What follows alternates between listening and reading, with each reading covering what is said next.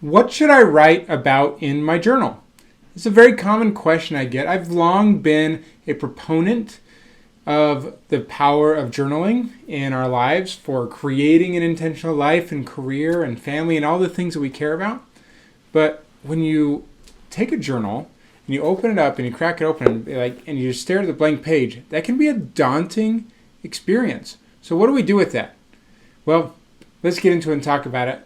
Some of the ways that you can jump into journaling and make that effective.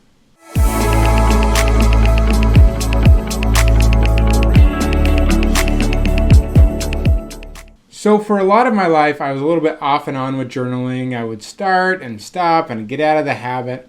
But I've been very regular about it for the last 6 years, since 2020. Since COVID started, I've been very regular about journal writing. And for a long time, I would fill up notebooks like these. These are just a few of them and do a lot of different things.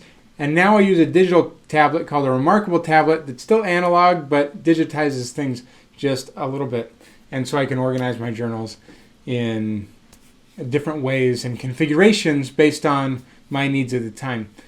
But if you are opening up a journal and trying to figure out what do you write in it, I want to give you just a few ideas. Number one is just write whatever comes to mind. You don't have to structure it at all. Just free write. What's on your mind? What's on your heart? What have you been thinking about? Sometimes journaling is just a space. It's a beautiful space to just get things out.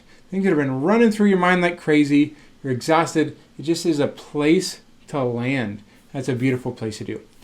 Another thing you can do, number two, is gratitude. There's been a lot of scientific evidence around gratitude journaling and how that can raise our happiness levels. I'm a huge believer in it. Identifying things we're grateful for and even going a level deeper and saying, why are we grateful for them? Then it can really improve the effect of journaling on our happiness and our mood. Number three, write answers to great questions. So one thing you can do is buy a deck of great question cards. I love the We Connect cards from the We and Me group. Chad Littlefield has put these together. Or there are a bunch of other question card decks out there. Or just find lists of questions online. It doesn't matter, but find great questions that get you thinking, get you diving deep, and just answer those questions in your journal. That's a great space to do that. Number four is journal. For those who are religious or spiritual in any way, journaling can be a great form of meditation or prayer. Sometimes I'll use journaling as a form of two-way prayer, where I will write in a journal a question in a conversation I want to have with God. And I'll just sit back and listen and see what comes and consider, hey, what do I feel like God has to tell me in answer to that question? Is it always perfect? Is it always true? Is it always mind-blowing? No, often it's not. But journaling in this way allows me to create that space where I feel like I'm actually giving time to listen to God instead of just put in my order and say, hey, here's what I would like from you.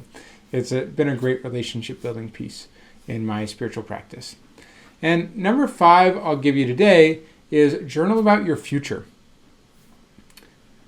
I love the quote from Stephen R. Covey in The 7 Habits of Highly Effective People, where he basically says that there's a first and second creation. There's a mental or even spiritual creation, and then there's the physical creation. I find that journaling can be one of the best places for that mental creation, where we create first in our minds, we get it out into a plan, an idea about our future, or something that we want to create, or the person that we're trying to become, and we can write about that, and then that gives us a space to then say, okay, how do I make that a reality? How do I make that happen?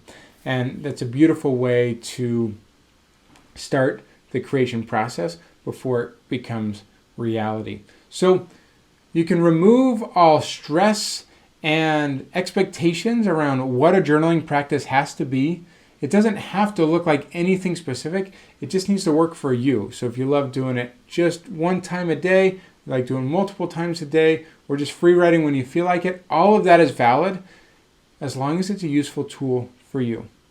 Now, in the coming days and weeks, I'm going to be putting together more tools around journaling and its use as a reflective practice to help us level up our lives and our intention. I look forward to sharing more of those with you. So stay tuned, and I'll see you on the next video. Take care.